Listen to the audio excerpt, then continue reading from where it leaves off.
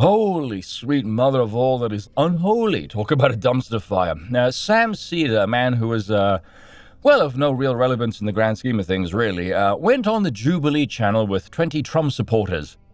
Needless to say, it did not go well. Now, there's something I want people to understand here about this episode, and hell, frankly, about any conversation involving leftists, which is the following. Leftists are not real. What they think, what they want, what they feel, none of that stuff matters.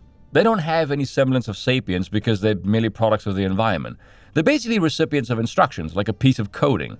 They're all huffing their own rectal exhaust fumes in the confines of their echo chambers, but once they surface and have to interact with the real world, you will see just how malfunctioning the coding really is. I watched about 50 seconds of this and paused to write this script because, man, I realized this is going to be a painful one to watch. So with that in mind, let's crack on.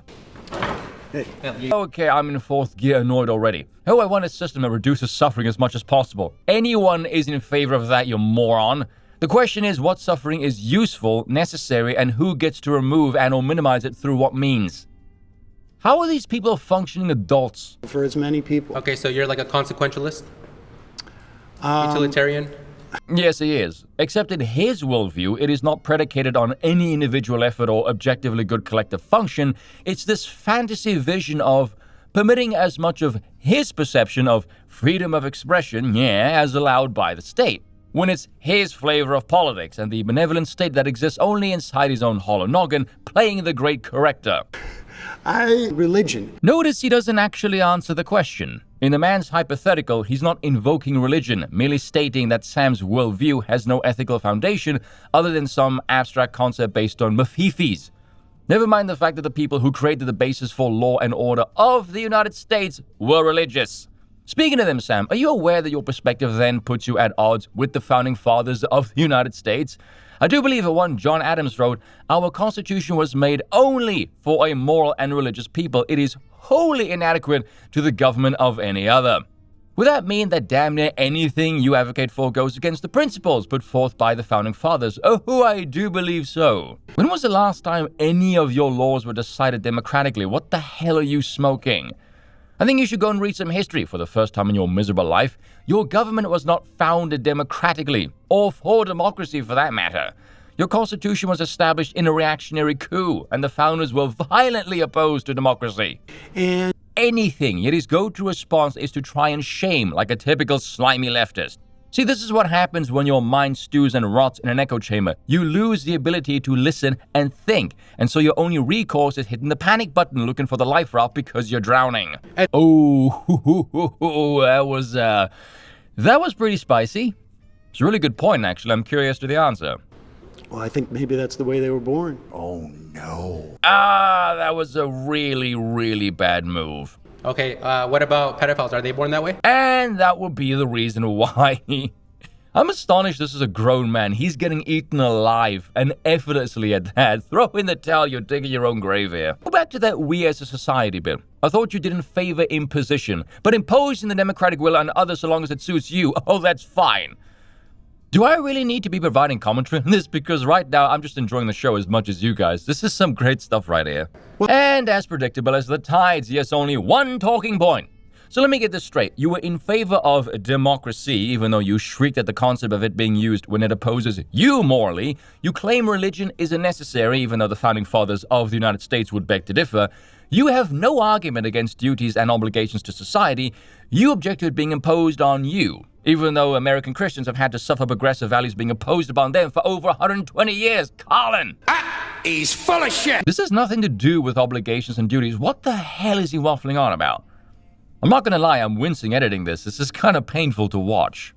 I don't believe that someone has a corner on religious truth. That's kind of an interesting perspective coming from you, considering you derive morality from the state, who also happens to hold a monopoly on violence. And the reason why we have a democracy is because we didn't want a king. If you're arguing the best way to oppose all of the nonsense you spout is to give rise to a king, then my good God, I can't think of a better argument than it would make leftists like you cope and seethe for as long as you're alive. And the kings came from the idea that their God said that they're the ones who's supposed to be king. All hail the divine right of kings, so saith Sir Robert. Wait a minute, go back there.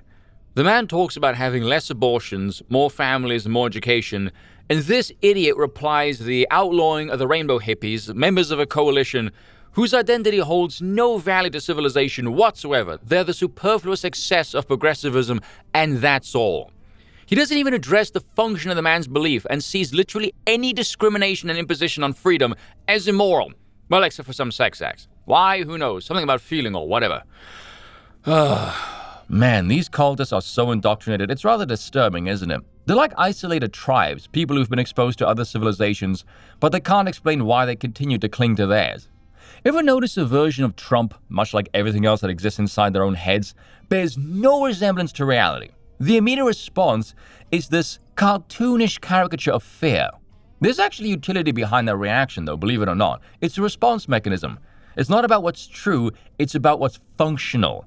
Trump has to be this boogeyman in order to justify their radical response. If he happens to be just some run-of-the-mill 90s Democrat, which he is, and the reaction is way out of proportion, they might look insane. And Lord knows they won't ever admit to that. Realizing that he's not the reincarnation of the mustache man might make them complacent, which would reduce the radicalism, and leftism would vanish. Starting to make sense now? Never do a sit-down like this and talk to these kinds of wankers. I got a pretty good stone face at the best of times, but I also have very dark eyes and a shaved head. You'd be able to see rising blood pressure and burning rage just through my stare. Like I said before, to them, leftism is a state-enforced religion. They cannot perceive a solution to a problem that doesn't involve the state. This is anathema to them. He's talking at this woman as if he's surrounded by other leftists. Couple this with the obsession of state-sponsored freedom, he's speaking as if he's implying in her hands the state will be used for oppression. He doesn't even address the problem like a rational human being. I would imagine it's because he can't actually defend his worldview against hers, and so his only retort is to try and care what the hell you think. This is not an opinion-based question. You can simply look at America from the 18th century till today. It is overwhelmingly of the European stock.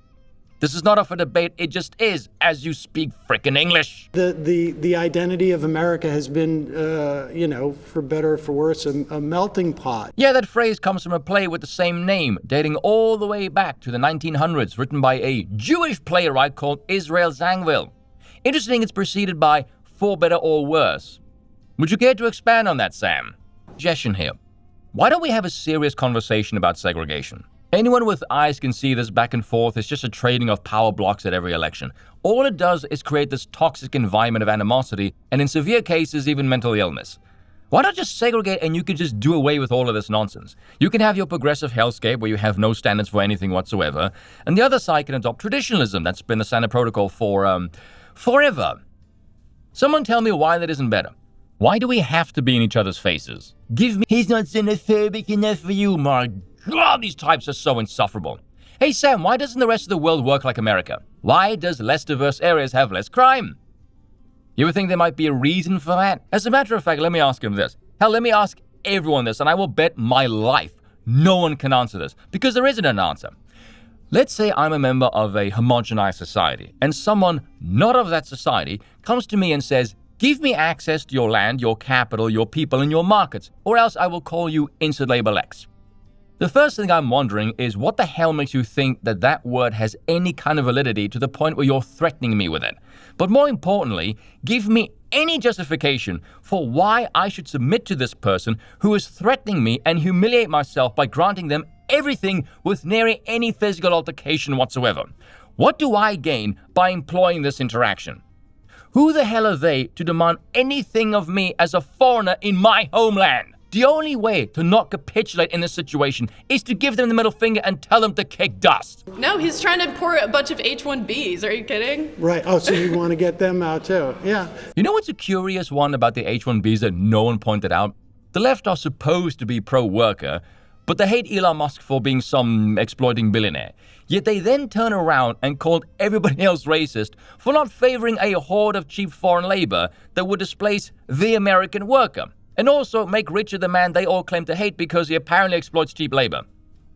Make that make fucking sense. Them, we hate Elon Musk, he exploits cheap labor. Also them, but when he displaces American workers for foreign ones, we're more concerned with calling everybody else racist. That tells me you don't really hate Elon Musk, you just hate that he temporarily aligns with people who like Donald Trump. You run on guilty by association. No, I mean, I think you're making my argument for me. The previous guy asked you what's your argument, and we're still no closer to answering that question, and I sure as hell have no intention of killing any more brain cells trying to find out. Cheers for watching, and once again, I apologize for nothing.